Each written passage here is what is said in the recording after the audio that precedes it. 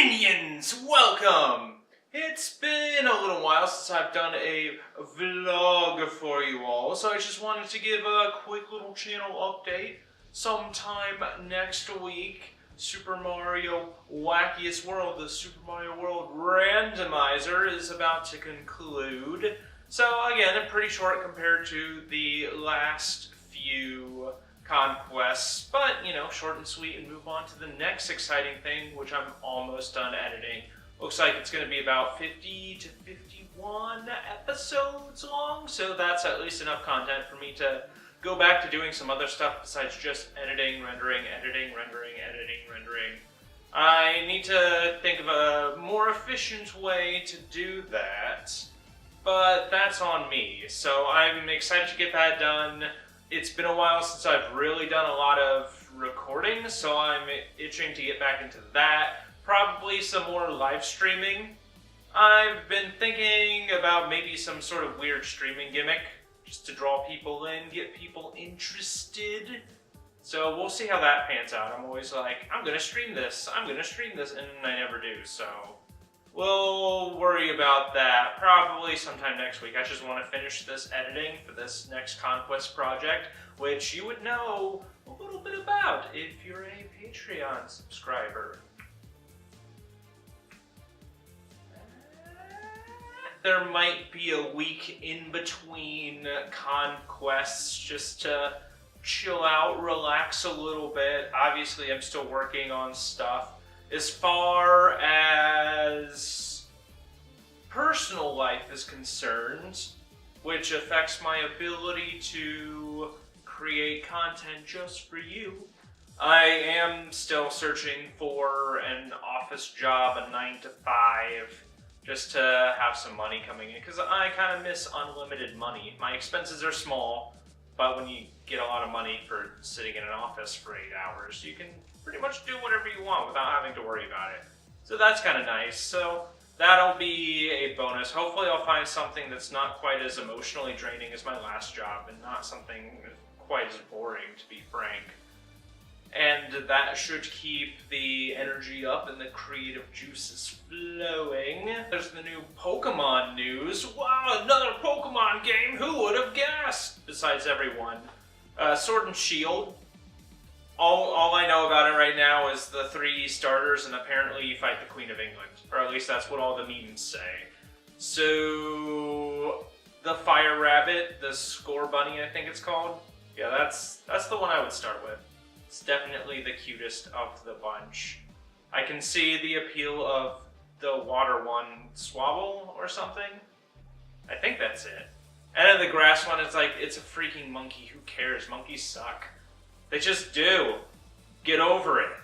So I'm sure some people will glom onto that, like their precious little thing, and that'll be their own thing. But they can have their Pokemon. That's fine. That's fine. Not going to affect my choice at all. So there. I'm just choosing the best choice. Nothing to it. As far as the game's concerned, I might pick it up. I might stream a Nuzlocke or do a Conquest Nuzlocke series. It really depends. Obviously, streaming it would be better for viewers because streaming is immediate. It's when it's hot, spicy, and editing a 50-episode Conquest series will take a little bit of time. So I need to mull over that a little bit. And it really depends on when it comes out too, because if it's close enough to Super Mario Maker 2, well, heck, I love me some Super Mario Maker. It's the only reason why I got a Wii U despite the console already being dead in the water. And do I regret that? Not really. Because, hey, I sold a bunch of magic cards to buy that, so it didn't really cost me anything. Suck it, nerds. And when Super Mario Maker 2 comes out, I might bring back my 30-minute Maker series, just because that was a lot of fun, see what I could do in 30 minutes. Obviously, I'm going to live stream a bunch of creation stuff, because why not? You know, put on some music, chill a little bit, create stuff, and if people want to hop in, say hi, chat a little bit, that'll be cool too. Maybe users can help me influence my levels. I don't know. Crazy technology. So you never know how that's going to work. Other than that, not a whole lot to say. Obviously, the games industry has been trash garbage. It's a shame what happened to everyone at Activision and what will continue to happen to everyone at basically every AAA game studio for as long as there's not any sort of unionization. It's just they're in a system designed to work exactly how it's working and screw over the people actually making the games, which is, effed up for sure, but and it's not as simple as just hashtag unionize either. It's a very complex thing. You're fighting against a lot of old hats, old geezers that are like, I paid my dues, whippersnappers, it's just part of the industry. And a lot more people, I used to be one of them, as college-aged idiots that were like, yeah, y'all work 80 hours a week to work on video games for $30,000 a year and work in Orange County, California. Yeah, that sounds great. Yeah, I gotta make games. It's my passion. It's what you gotta do to do it. And that's it's such garbage. It's such garbage. But hey, it's status quo right now, and at least we're talking about it more. And the more discussion we can create over it, hopefully we'll start to influence some change. I've heard over in the UK they're already talking about unionizing over there, so hopefully things will follow suit and just create a better game industry, which will in turn create better games and not garbage loot box machines. So every time a new popular game comes out, I consider checking it out. I really do. But then it's like, oh hey, we have microtransaction loot boxes. It's like, well, what am I supposed to do?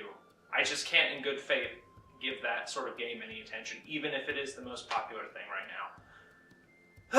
But that's a personal thing, and, I might die by my hubris, but hey, just part of being principled. I picked up Bayonetta for the Switch, Bayonetta 2, and then downloaded the first Bayonetta, and I've been having a lot of fun.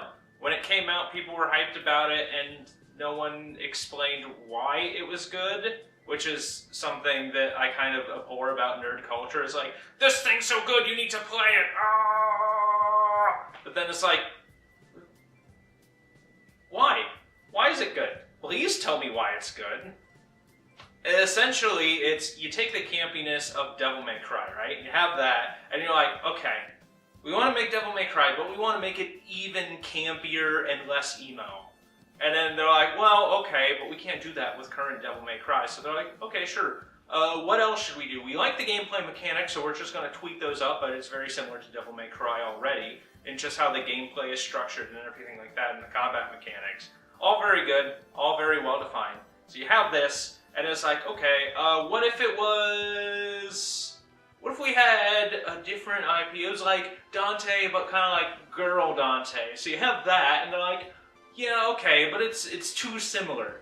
You can't have Dante fighting and killing demons and Girl Dante fighting and killing demons. And even though it's more ridiculous than Devil May Cry, you still can't do that yet. And then they're like, well, what if it was angels instead of demons? And they're like, boom, put it together. There you go, you have your game. And it's just a heck of a lot of fun. It's a wild ride. I'm going back through making sure that I get all the little secrets and everything just to pad out my experience with the first one. And then eventually I'll go to Bayonetta 2 that I heard is a little bit easier, which, wouldn't be an unwelcome change because even though it was just on normal mode, I got my butt kicked a bunch. Still am, but I've definitely gotten better. And also the instant death QuickTime events are pretty BS. Don't do that. That's dumb. It's dumb. People can't react in half of a second. Like, the only reason I'm getting half of these QuickTime events now is because I know it's going to happen. Especially when it's a cool cinematic. And I'm like, whoa, I just want to sit back and be blown away by it. Of just how ridiculous and over the top it is. So that's just all I want to do. A little quick vlog update. It probably won't be quick at all because I've been rambling about random things for a while. But hey, it's the YouTube! So if you want to help me grow on YouTube and support my channel like the awesome minion that you are, feel free to like this video and subscribe to the channel if you haven't already. Then share this, blast it all over social medias, and share it with your friends and family and tell them you'll disown them if they don't watch this video. Don't say that. That's bad. But at least tell them that you'll be very sad and disappointed in them if they don't watch this video. I think that's acceptable. And finally, if you want to contribute directly to the Overlord Empire, you can go to overlordempire.com or patreon.com/theoverlordempire and subscribe there to get sweet, sweet bonuses like the What's Up Wednesday blog posts. And you know, when you do that, you're not just doing it for me, you're doing it for the glory of demonkind.